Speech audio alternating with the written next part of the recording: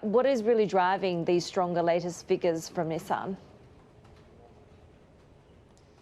Yeah, the figures released from Nissan yesterday were a positive surprise. Nissan reported a profit for the July through September quarter and a forecast for the full fiscal year that was above analyst estimates.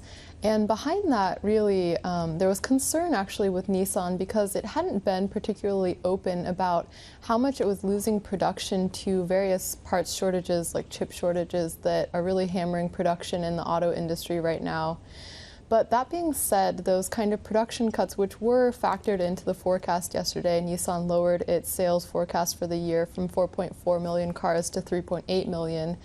But there was greater cost cuts coming from the company that helped offset that volume loss. And also, there's a kind of strange phenomenon happening within car markets right now in that basically because of these production cuts, supply is not able to keep up with demand, and so for every car that Nissan sells, it's getting more profit from that car because of higher car prices and also lower incentives. And we also saw that with Toyota last week. So those better margins on cars and also cost-cutting initiatives really are looking to offset those output cuts for Nissan for the rest of the fiscal year.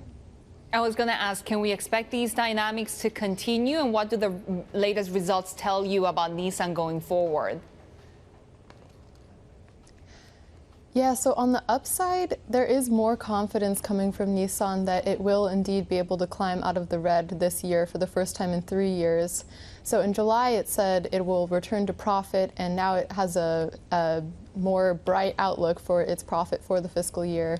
But that being said, as you mentioned, these conditions are pretty temporary in car markets.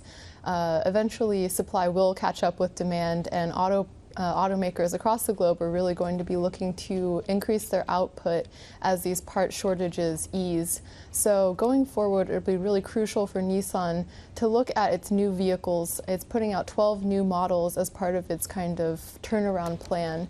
So whether or not those vehicles can continue to bring in high margins and sell well, even as those conditions become more competitive going forward, that's going to be a major challenge for Nissan going forward.